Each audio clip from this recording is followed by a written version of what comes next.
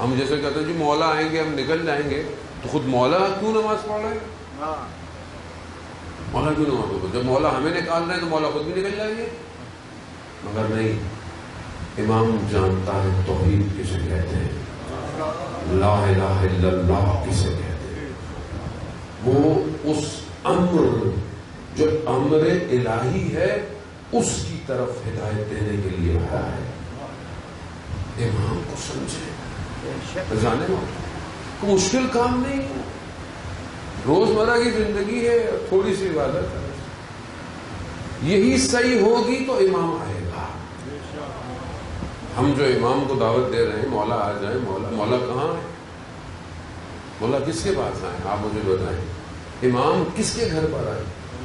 میں تو اپنی زندگی میں اتنا مصروف ہوں، میرے پاس تو ٹائم نہیں ہے، وقت نہیں ہے۔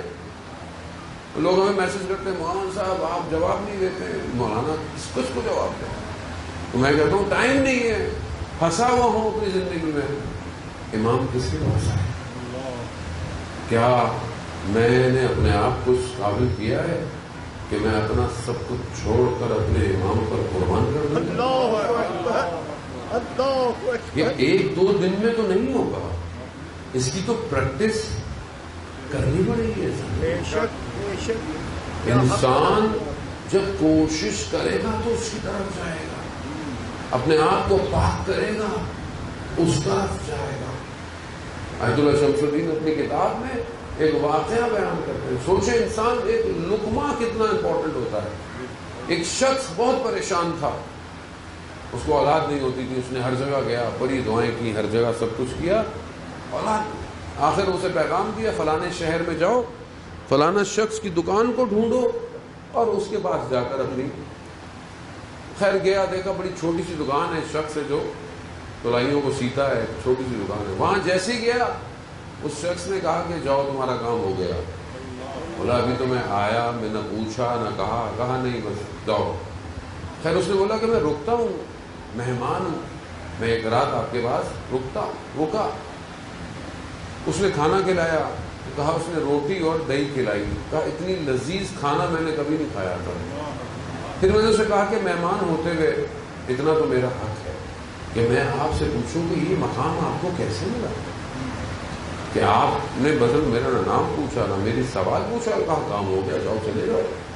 کہا چھوڑو رہنے دو، تمہارا کام ہو گیا نا، چلے جاؤ۔ کہا نہیں مجھے بتائیں، کہا جب تک میں ہوں زندہ تو یہ بات اپنے تک رکھنا۔ کہا کہ میری دکان کے سامنے غیر دور پرانا تھا اور ظالم حکومت تھی، تو کوئی افسر تھا، اس کا نگہبان جو تھا، جو چوکیداری کرتا تھا، وہ جوان لڑکا تھا۔ کہا اس نے مجھے گندم لا کے دی ہوئی تھی، کہا کہ میں اس کی روٹی نہیں کھاؤں گا اپنے جس کی میں نوکری کرتا ہوں، ظالم شخص ہے، میری گندم تمہارے پاس ہے، مجھے بس صرف 2 روٹیاں روز بنا دینا۔ ایک دن اس نے میرے پاس آیا، کہا کہ میں کچھ دن بعد چلا جاؤں گا۔ کچھ دن بعد خبر ملی کہ مسجد میں بیمار ہے، میں پہنچا، اس نے کہا کہ 2 لوگ آئیں گے تمہارے پاس میرے جنازے کا، تم کفن دفن کر دینا۔ ایسے ہی ہوا، میں نے اس کا جنازہ کیا۔ وہ 2 میں سے رات کو پھر میرے پاس آئے، مجھے کہا کہ ہم تمہیں لے کے جائیں گے کہیں جانا۔ میں باہر نکلا، شہر سے باہر ریگستان نہیں تھا، ہریالی تھی، میں نے کبھی جگہ دیکھی نہیں۔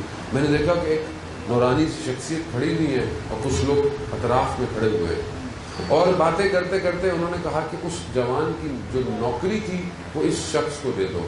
تو میں بڑا گھبرایا، میں نے کہا نہیں مجھے وہ نوکری نہیں کرنی وہ جو کرتا تھا۔ کہتا نہیں وہ نوکری نہیں، یہ نوکری امام کی نوکری ہے، امام کی نوکری۔ کہا وہ دینے اور آج کا دینے، میں امام کی نوکری کرتا ہوں، میرے پاس امام جس کو بھیجتے ہیں میں اس کا کام کر دیتا ہوں۔ اذان موت ظاہر چھوٹا ہو، دیکھنے میں سادہ ہو، اگر حلال زندگی ہے تو امام انتخاب کر لیتا ہے، امام انتخاب۔ تو ہمارا اصل ہدف کیا ہے زندگی کا؟ ہماری زندگی کا اصل ہدف آخرت ہے۔